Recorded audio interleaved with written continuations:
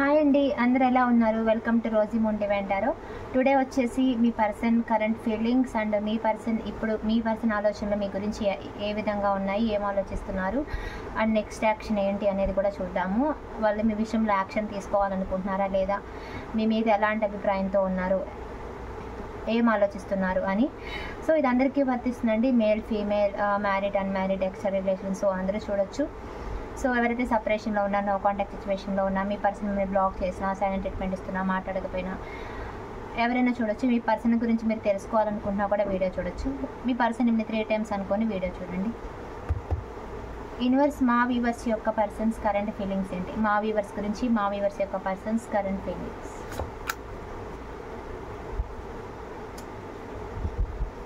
Without you I am not fine, I need you. So first కార్డే positive card వచ్చిందండి, పాజిటివ్గా అయితే వచ్చింది. Without you I am not fine, I need you. మీరు లేకుండా అయితే మీ పర్సన్ హ్యాపీగా లేను, నువ్వు నాకు కావాలి అని అయితే అంటున్నారు.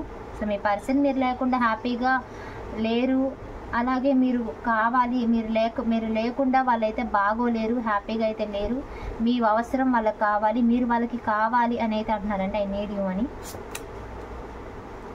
I am living from your life for many reasons. So మరి నువ్వు కావాలి, నీ అవసరం నాకు కావాలి, నువ్వు నాకు కావాలి, నువ్వు లేకుండా నేను బాగాలేను అంటున్నారు కదా, మరి ఎందుకు వదిలిపెట్టినట్టు, మరి ఎందుకు దూరంగా ఉంటున్నట్టు అంటే దానికి కూడా ఆన్సర్ వచ్చింది. I am living from your life for many reasons. నీ లైఫ్ నుంచి నేను వెళ్ళిపోవడానికి చాలా కారణాలు ఉన్నాయి. సో అవి ఎలాంటి రీజన్స్ అయినా, అవి ఎలాంటి కారణాలైనా కూడా కొన్ని కారణాలు అయితే ఉన్నాయి. నేనేమి ఒట్టిగానే నీ లైఫ్లో నుంచి వెళ్ళిపోలేదు, నీ లైఫ్ నుంచి నేను తప్పుకోవడానికి, సపరేషన్ రావడానికి కొన్ని కారణాలు అయితే ఉన్నాయి అంటున్నారు మీ పర్సన్. మెనీ రీజన్స్ అని కూడా అంటున్నారు. You have to choose one, decide carefully. ఏదైనా ఒకటి డిసైడ్ చేసుకో అని మీరు మీ పర్సన్ని కానీ, మీ పర్సన్ మిమ్మల్ని కానీ అని ఉండొచ్చు. ఏదైనా ఒకటి డిసైడ్ చేసుకోమని,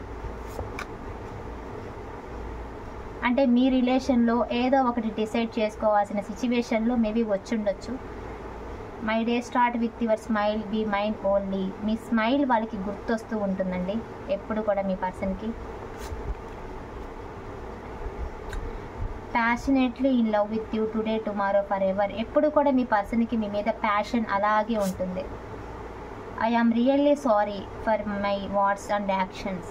సో మీ పర్సన్ అంటున్నారు, నా మాటల వల్ల, నేను నా చేతల వల్ల, అంటే మీ పర్సన్ యొక్క ప్రవర్తన వల్ల, వాళ్ళ మాటల వల్ల మీరు చాలా హర్ట్ అయ్యారని వాళ్ళకి అర్థమైపోయింది. అందుకే రియల్లీ సారీ అంటున్నారు.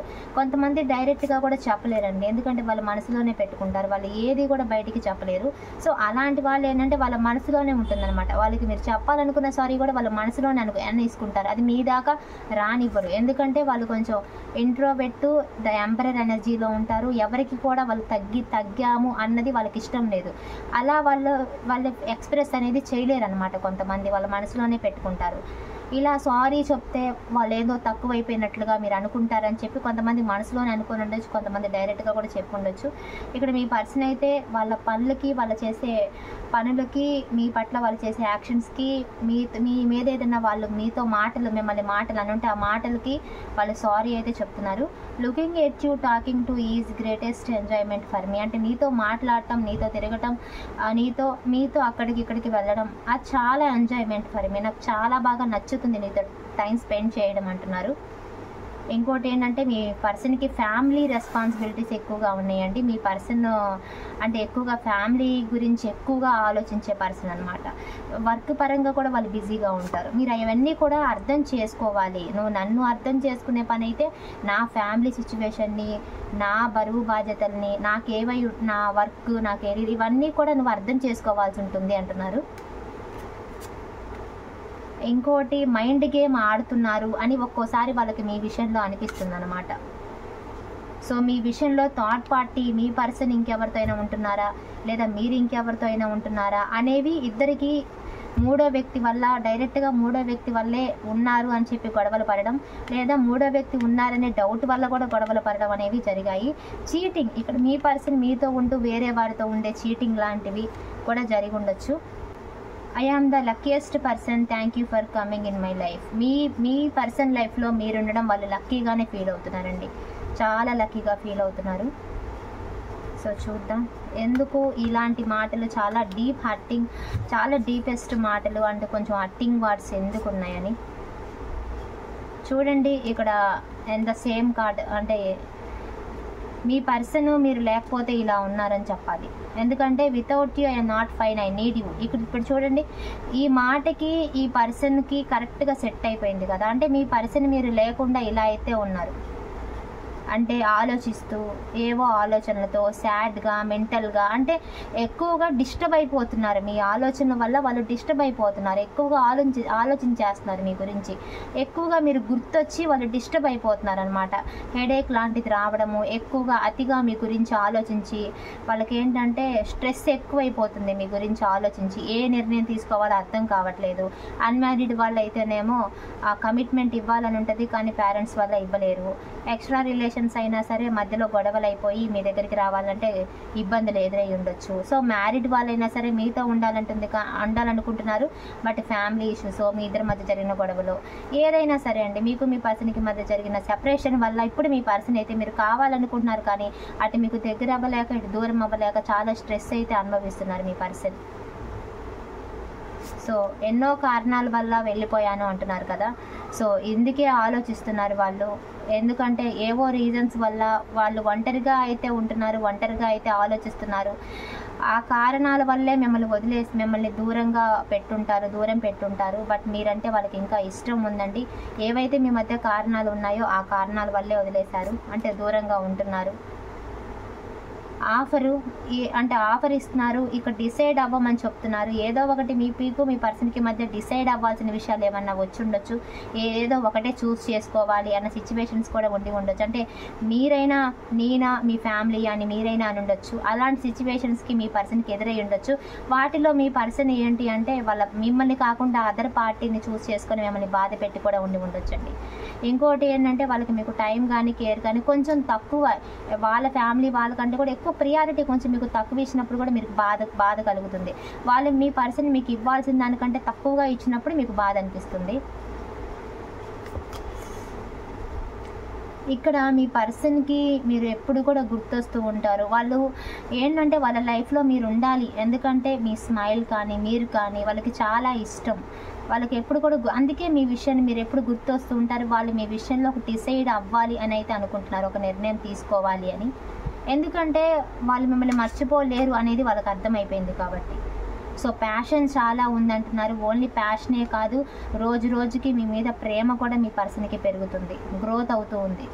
అండ్ ఇక్కడ ప్రెగ్నెన్సీ వాళ్ళు అండ్ మ్యారీడ్ వాళ్ళు, రొమాన్స్, మీకు మీ పర్సన్కి మధ్య ఫిజికల్ కనెక్షన్ ఉన్న వాళ్ళు, ఫిజికల్గా మీకు మీ పర్సన్కి మధ్య ప్యాషన్ అంటే ఇష్టము, కలిసినా కలవకపోయినా కలవాలనే ఇంట్రెస్ట్, ఆల్రెడీ కలిసిన వాళ్ళైతే ఇంకా ఎక్కువ ఇంట్రెస్ట్ అనమాట. సో ఆ విధంగా married, unmarried, extra relations, lover అందరూ కనిపిస్తున్నారు.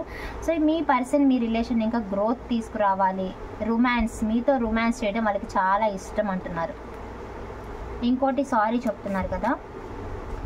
ఎందుకు అంటే మిమ్మల్ని వదులుకోలేకపోతున్నారండి. అందుకే ఈ సారీలన్నీ కూడా. ఫ్యూచర్లో మీ పర్సన్ మీకు సారీ చెప్పే అవకాశాలు కూడా దగ్గరలోనే ఉన్నాయి.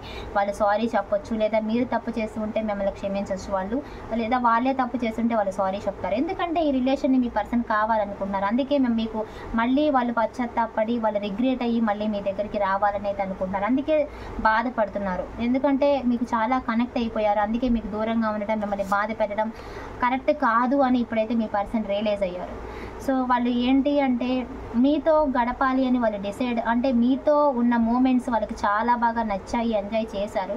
అందుకే మళ్ళీ అలాంటి బ్యూటిఫుల్ మూమెంట్స్ మళ్ళీ మీ లైఫ్లోకి రావాలి అని చెప్పి ఇక వాళ్ళు ఒకటే డిసైడ్ అయ్యారండి. మళ్ళీ వాళ్ళు ఏంటంటే మిమ్మల్ని కలవాలి అని అయితే మీ పర్సన్ డెఫినెట్గా అనుకుంటున్నారు. అందుకే మీ తప్పుంటే మిమ్మల్ని క్షమించి మీ లైఫ్లోకి వస్తారు, లేదా వాళ్ళ తప్పుంటే సారీ చెప్పి మరి మీ లైఫ్లోకి వస్తారు. ఎందుకంటే వాళ్ళు మీతో ఉండే లైఫ్ని వాళ్ళు చాలా ఎంజాయ్ చేశారు.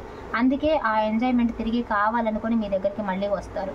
సో ఇక్కడ ఏంటి అంటే వాళ్ళు మీకు టైం ఇవ్వలేకపోవడమో, కేర్ ఇవ్వలేకపోవడమో వల్ల ఇక్కడ మీకు డిఫరెన్సెస్ అయితే కనిపిస్తుంది. వర్క్ని, వాళ్ళ యొక్క బాధ్యతలని మీరు అర్థం చేసుకోకుండా వాళ్ళ దగ్గర నుంచి మీరు వెళ్ళిపోవడమో, లేదా ఏదైనా సరే అండి, మీకు వాళ్ళు కేర్ ఇవ్వకపోవడం, ప్రేమ ఇవ్వకపోవడం, మిమ్మల్ని కొంచెం తక్కువ ప్రియారిటీ ఇవ్వడం, ఇలాంటివి ఏదైనా చేస్తుంటే కనుక మీరు చాలా ఏంటంటే బాధపడి వాళ్ళకి మీకు వాళ్ళని మీరు అవాయిడ్ అంటే మీ పర్సన్ మీకు ఇవ్వాల్సిన ప్రియారిటీ ఇవ్వనందుకు, ఇవ్వాల్సిన టైం ఇవ్వనందుకు మీ ఇద్దరి మధ్య గొడవలు అయ్యి ఏదైనా ఒక సిచ్యువేషన్ వల్ల గొడవలు దూరం పెట్టుంటే కనుక మీ పర్సన్ ఏంటంటే నేను ఏది కావాలని చెయ్యట్లేదు, సో అర్థం చేసుకోమని మిమ్మల్ని అయితే అంటున్నారు. వాళ్ళు కూడా ఏంటంటే చాలా సాడ్గా ఉన్నారు. వాళ్ళు కావాలని అలా ఏం చెయ్యట్లేదు, బికాస్ వాళ్ళకి ఆ బాధ్యతలు ఉన్నాయి, చేయాల్సి ఉంటుంది. ఇక్కడ ఏంటంటే మైండ్ గేమ్ ఆడుతున్నారు అని వాళ్ళకి అనిపిస్తుంది. ఇక్కడ ఒక్కోసారి మీ పర్సన్కి ఏంటంటే మీరు ఏమైనా మైండ్ గేమ్ ప్లే చేస్తున్నారేమో అన్నట్టుగా అనిపిస్తుంది అనమాట. అంటే మేబీ వాళ్ళే ప్లే చేయొచ్చు, లేదా వాళ్ళకి మీరు ప్లే చేస్తున్నట్టుగా అనిపించవచ్చు. ఎందుకంటే ఒక్కోసారి వాళ్ళకి ఇగ్నోరింగ్గా మీరు మాట్లాడేటప్పుడు వాళ్ళకి అట్లా అనిపిస్తూ ఉండొచ్చు. సో మీ రిలేషన్ని ఏంటంటే స్టేబుల్గానే ఫీల్ అవుతున్నారు. ఇక్కడ మీ పర్సన్కి మీరు మనీ పరంగా హెల్ప్ చేసి ఉండొచ్చు, మీ పర్సన్ మీకు హెల్ప్ చేసి ఉండొచ్చు. సో ఇక్కడ చూడండి థర్డ్ పార్టీ సిచ్యువేషన్ వచ్చేసింది. ఇక్కడ చాలామందికి థర్డ్ పార్టీ సిచ్యువేషన్ కనిపిస్తుంది. ఎక్స్ట్రా రిలేషన్స్ లేదా థర్డ్ పార్టీ సిచ్యువేషన్స్ అయితే కనిపిస్తున్నాయి. సో ఈ థర్డ్ పార్టీ సిచ్యువేషన్ వల్ల ఏంటంటే మీ పర్సన్ ఎటు డిసైడ్ చేసుకోలేకపోతున్నారు, మీరా ఆ పర్సనా. ఒకవేళ ఇది థర్డ్ పార్టీ వాళ్ళకున్న వాళ్ళకి వర్తిస్తుంది. ఇది ఈ కార్డు వరకు ఏంటి అంటే మీ పర్సన్ ఏంటంటే మిమ్మల్ని థర్డ్ పార్టీని ఇద్దరిని ఎవరో ఒకరిని చూస్ చేసుకోలేకపోతున్నారు. ఎవరో ఒకరిని చూస్ చేసుకోలేకపోతే ఇద్దరిని బ్యాలెన్స్ చేసుకుందాం అనుకుంటున్నారు. అది రొమాంటిక్ థర్డ్ పార్టీ అయినా లేదా ఫ్యామిలీ అయినా ఏదైనా మీ పర్సన్ ఏంటంటే మేనేజ్ చేసుకోవాలి, మేనేజ్ చేసుకుంటూ లైఫ్ని లీడ్ చేయాలి. అటు వాళ్ళని వదలలేను, ఇటు మిమ్మల్ని వదలలేను, ఏదో ఒక రకంగా బ్యాలెన్స్ చేసుకుని లైఫ్ నెట్టుకు రావాలని అయితే చూస్తున్నారు. సో మీతో అయితే యాక్షన్ అయితే తీసుకోవాలనుకున్నారు, కాకపోతే చాలా స్లోగా ఉంది. మీ పర్సన్కి మీరు చాలా స్టేబుల్గా అంటే మీ మీద ఉన్న ఏంటంటే లాంగ్ టర్మ్ కమిట్మెంట్, అంటే డైరెక్ట్గా కమిట్మెంట్ ఇస్తారో లేదో తెలియదు, కానీ వాళ్ళు ఏంటంటే మిమ్మల్ని కమిటెడ్ రిలేషన్ లాగే ఫీల్ అయిపోతున్నారండి. ఎందుకంటే డైరెక్ట్గా వాళ్ళకి కమిట్మెంట్ ఇవ్వాలంటే కొన్ని అడ్డంకులు వాళ్ళకు ఉండొచ్చు. బట్ వాళ్ళు ఏంటంటే మీకు కమిటెడ్గానే మీరు వాళ్ళ లైఫ్లో ఇంపార్టెంట్, మీరు వాళ్ళ లైఫ్లో మీరు ఉండాలి అని అయితే మీ పర్సన్ అనుకుంటున్నారు. డెఫినెట్లీ మీ పర్సన్ వస్తారు అండ్ యాక్షన్ కూడా తీసుకుంటారు.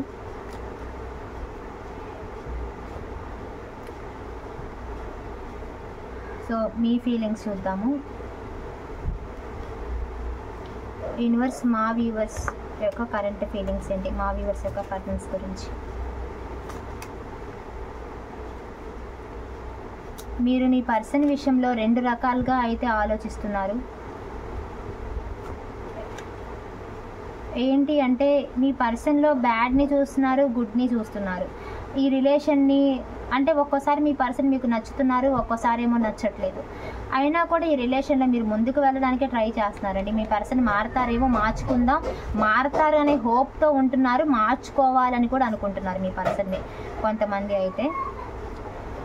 సో ఏంటంటే స్ట్రక్లో ఉన్నారు, ఈ స్ట్రక్ నుంచి బయటపడాలి అని అయితే అనుకుంటున్నారు డెఫినెట్గా. సో ఈ రిలేషన్ చాలా బర్డెన్గా అనిపిస్తుంది మీకు.